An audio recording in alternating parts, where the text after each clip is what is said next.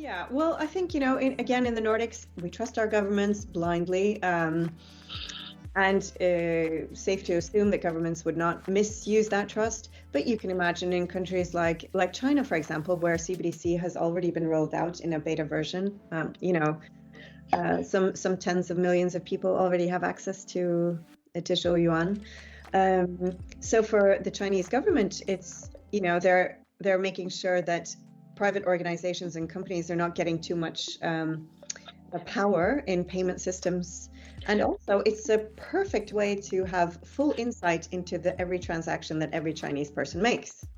So that role of governments being able to actually getting information as to all the financial transactions that you do, that's not something that people want. I don't think Nordic governments would do that and would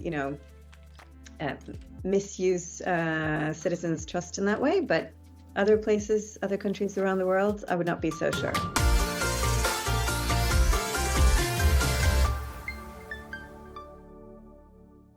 Liv, thank you so much for joining us. It's a pleasure to have you with us. So let's just get started. And why don't we start by telling us a little bit about NBX, what does it do, and what's its main value proposition? Hi, Chris. Thanks so much for inviting me to this talk today. So NBX, which is the company I work for, it's actually called Norwegian Block Exchange, is a cryptocurrency exchange. And a cryptocurrency exchange is the place you would go to access crypto for the first time. It's where you can exchange fiat or traditional money into crypto, various cryptos. And once you do that, you can trade between different cryptos and you can buy and sell various cryptos. And then when you want to take them out of an exchange and use them in your daily life, you can exchange them back into fiat currencies. Okay. And as we all know, cryptocurrencies have sort of gone mainstream over the past 4 years. But I think there is still a lot of unclarity as to what cryptocurrencies are and how they work. So maybe could you explain in your own words what cryptocurrency is all about? Yeah, sure. And I think just to introduce, because I find a lot of people, or most people, are still really confused as to what cryptocurrencies are and why we need them, what the benefits are to them. And the more they kind of study them, the more confused they get. And I have that same feeling myself, although I work in this field. And I think that the thing is that people think money is confusing. Like, what is money? They don't understand what goes into money. It's so many things. It's something that you use in your everyday life to buy things, to make transactions. You have them in the bank. But how money is actually issued and who controls it and how the value of any currency is actually established and maintained is something that, you and I, we don't think about that when we use money in our daily lives. It's just something that works for us. And we don't really think about all the complexities that go into traditional money. So the same is true with cryptocurrencies. You can go into all the complexities and try to understand the blockchain technology, understand all the different coins and, what defines them. You can try to understand monetary policy and how it affects cryptocurrencies. The sustainability issues with mining, etc. And then it becomes really, really confusing. And I think we're still not at that point where people think of cryptocurrencies as a digital currency, a digital asset that, is useful in their daily lives. So I'll try to give a simple explanation of a cryptocurrency. So it's a digital currency or an asset. And unlike traditional currencies, it's not issued by a government or a nation state. So it's borderless.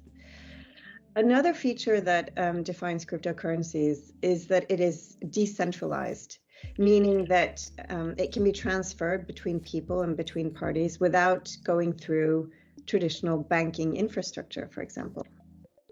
And a third feature that needs to be explained about cryptocurrencies is that they're secured by cryptography. So that makes them almost impossible to manipulate. You cannot, for example, double spend a cryptocurrency, and it's very difficult to counterfeit them. All right, so you've mentioned a number of terms that I'd like us to explore a little bit more in detail, precisely because I think still the terminology can be quite confusing for most of us. So you've talked about digital currencies, you've talked about cryptocurrencies, and we also know there's things like stable coins and altcoins and central bank digital currencies. Can you help us understand what's the difference between all these new types of money? Yeah. So, for most of us, at least those of us who are in the Nordics, all money is already digital, and it has been digital for many years already. So digital fiat money, and fiat money is traditional currencies, traditional money like Danish and Norwegian kroner, euros, etc. They're digital for most of us. And they come in the form of bank money. So it's money that's issued by banks, and it's created by banks when they give someone a loan. That's how fiat money is created in a way. And the digital money that you have in kroner or euros is available to you often through apps like Swish or Vips, or through your debit card, for example, or Apple Pay. And then there's government issued money, which is cash. And there's very little cash left in society today. So that takes us into CBDCs, which are central bank digital currencies, which are digital currencies that are issued by governments. And governments all over the world are working on projects to sort of explore this concept right now. I know it's happening. I think it's happening in Denmark and in Sweden, Norway definitely, and it's come much further in some countries around the world. So a central bank digital currency is kind of like digital cash. It would be digital money that's created by the government, and could be used, for example, to make sure there is an alternative to bank money in case of a crisis, where people cannot access their bank money, for example. And I think it's also come about because cryptocurrencies, so non-government digital money, has taken on such a big role in society, and governments are trying to prepare for a time where cryptocurrencies are being really relevant in people's lives, and they want a government issued currency which has some of the similarities to cryptocurrencies. Yeah, so then there are cryptocurrencies which are non-government issued digital currencies, right? The most famous one, of course, is Bitcoin. And then you have various other currencies. There are thousands of them. And you may have heard the term altcoins, so alternative coins, and it's a term that's often used for any current digital currency, any cryptocurrency that's not Bitcoin. Right. So that's basically what an altcoin is. There's another term called stable coins that you may have heard of, and it's a concept where a cryptocurrency, so a currency that runs on a blockchain, is pegged directly to a fiat currency, for example, the US dollar. And so that way you have the benefits of a cryptocurrency. It can move without a central middleman, without going through a bank, for example. It's secured on the blockchain, but it doesn't have that volatility, those huge swings in value that cryptocurrencies like Bitcoin and others do. So that makes it useful for many things like payments, transfers, foreign exchange, etc. Okay, so it seems that we're talking about an alternative monetary system that's emerging. In your view, what have been the drivers that have caused this alternative monetary system to start to emerge? What's wrong with the traditional system? Well, again, we're living and talking in the Nordics here, and for most of us, we have a monetary system, and we have a banking system and a financial system that works really well for us.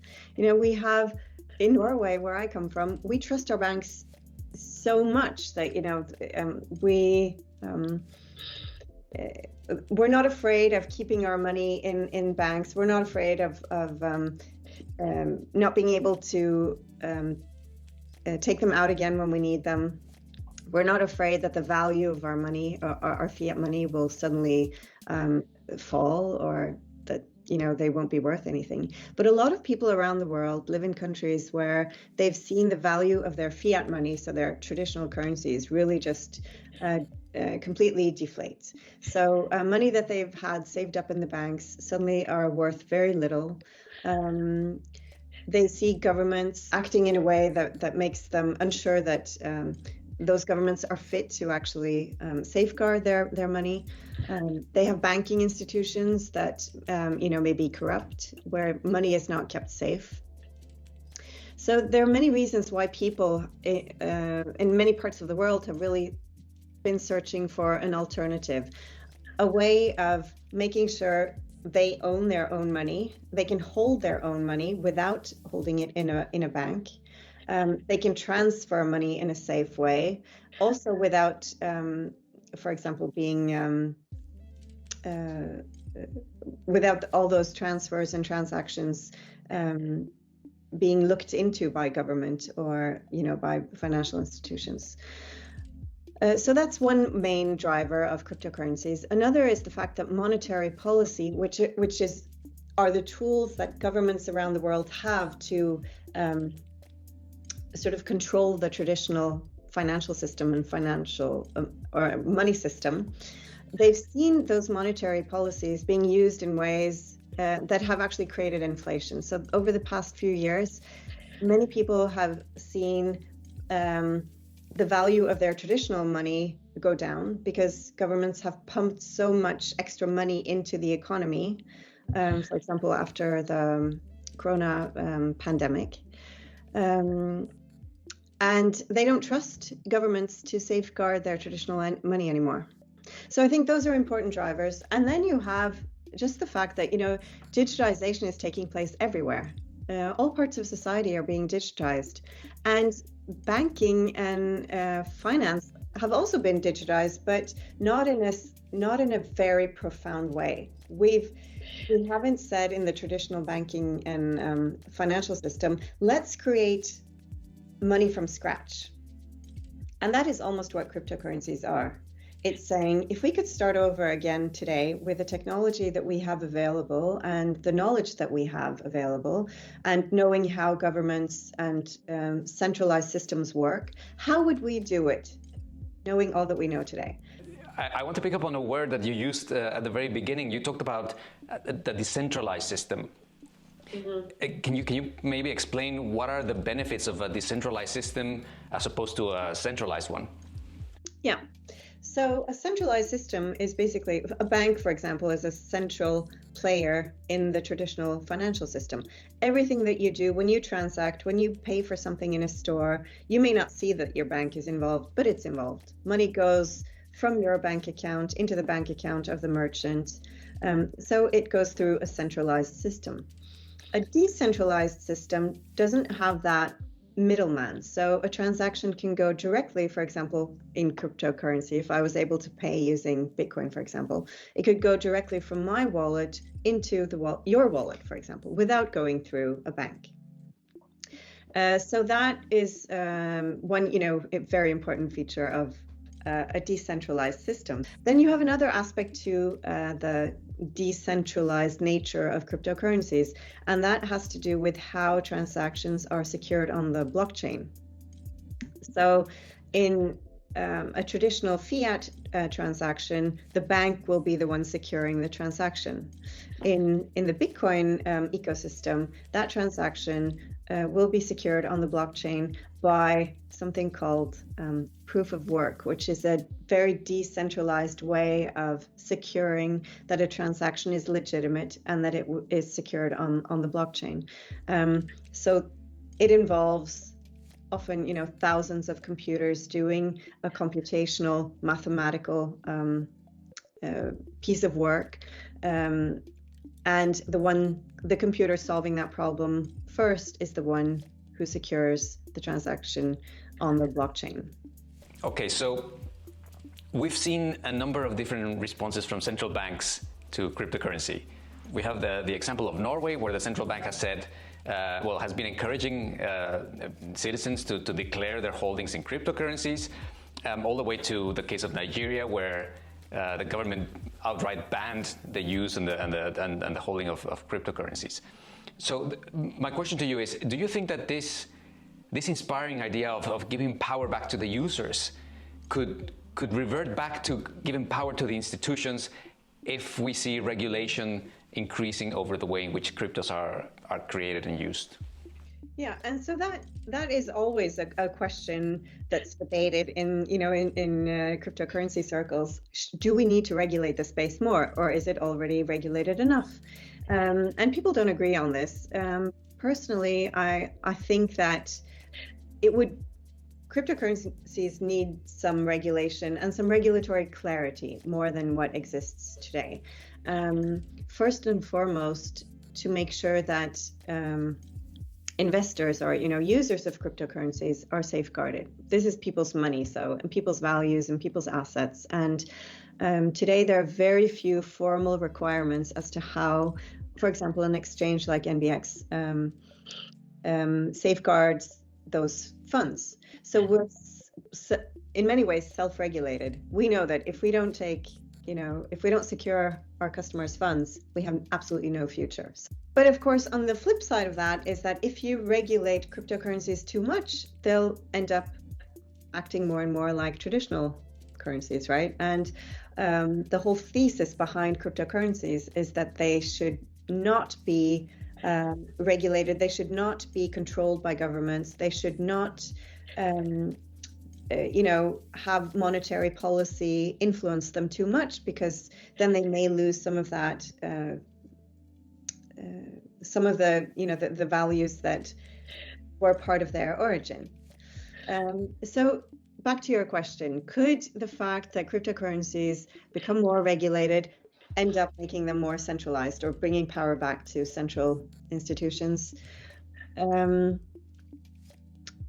a way, yes, because it could mean that in order to oblige with regulations, you will need to have like a central entity, because it's being regulated, is very difficult unless you have the resources to actually make sure you fulfill all those requirements. But I think the benefits of more regulatory clarity outweigh the fact that you lose some of the independence that a completely free cryptocurrency would mean. Do you see cryptocurrency as a threat to the established monetary system? I think many parts of the established monetary system see cryptocurrencies as a threat. I'm often surprised by the fact that banks are not engaging and involving more in cryptocurrencies than they are. If I was the head of a traditional bank today, I would definitely encourage people in my organization to start exploring cryptocurrencies, to maybe invest in them, see how they work, follow them, learn as much as they can, because cryptocurrencies in some way, shape or form will take on a big part of, a big role in our economy. I'm quite sure of that. Hundreds of millions of people around the world already own cryptocurrencies. So cryptocurrencies are not going to disappear. But of course, they threaten some of the business models in traditional finance and in the traditional banking system.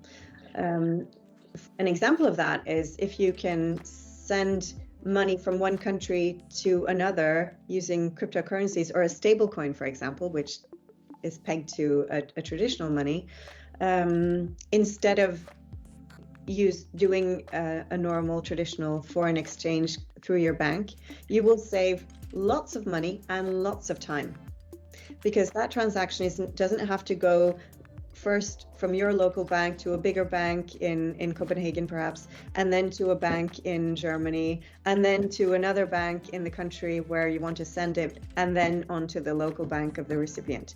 With so many steps, and each bank taking a small margin of a transaction fee, you're paying a high price for that. And that's a very lucrative service that banks are keen to keep.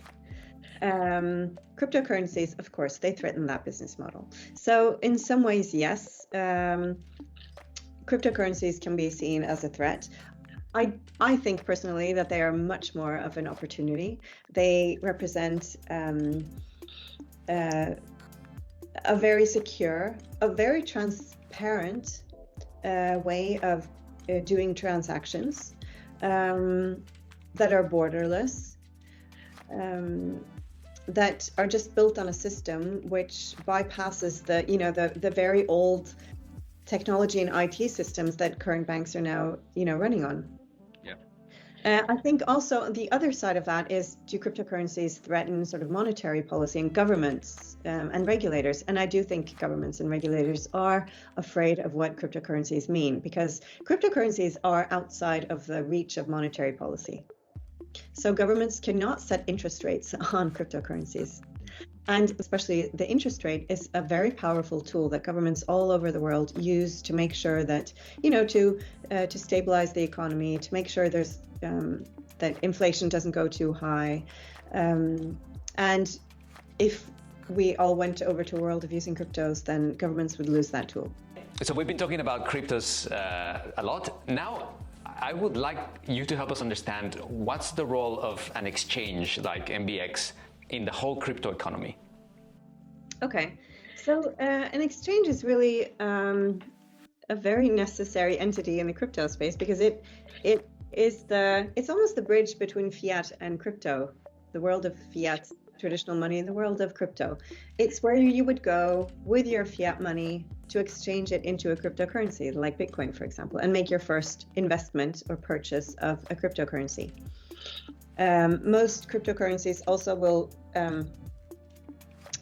keep your crypto for you, so you can store it there instead of taking it out into your own digital wallet, which means that you would then have to, keep your own keys and make sure that keep them in a secure way. That many people choose to do that anyways, but you can also store it on the exchange. Then the exchange works in many ways like any other exchange where you buy and sell stock, for example. So if you see that the price is good, you would buy. The price goes up, you sell. You may trade into another cryptocurrency. So you basically do trading and investing on the exchange platform.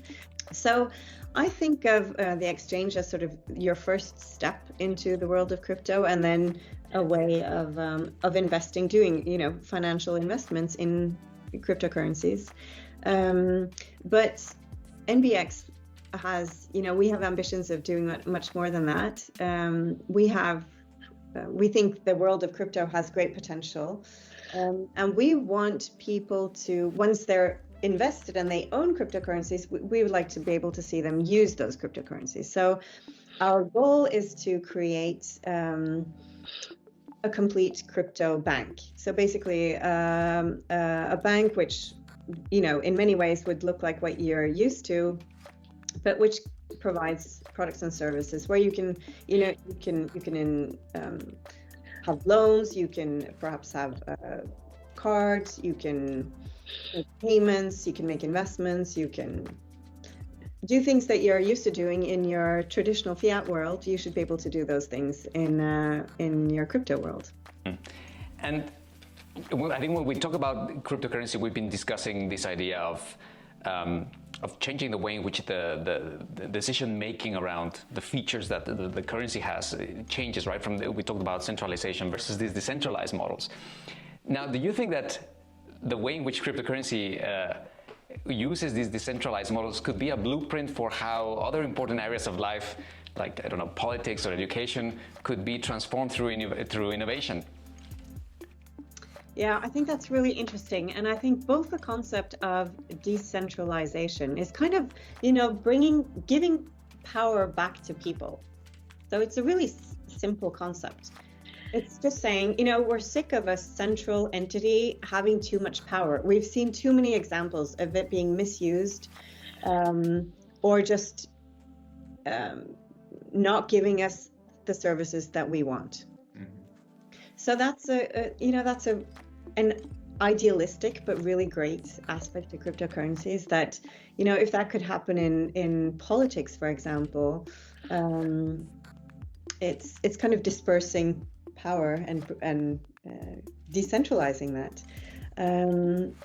The same in education. But I think another idea around cryptocurrencies, which would be interesting to look into in other parts of society, is just thinking, if we could do this again from scratch and forget about all the systems, all the infrastructure, all the history, all the policies and rules and, ideas of how we have to do things because we've always done things this way. If we could scrap all of that and start from scratch today, how would we build up the educational system? How would we build the political system? And that's a really super interesting idea. What do you think we can expect to see in terms of the disruption of the traditional monetary system within the next 5 to 10 years?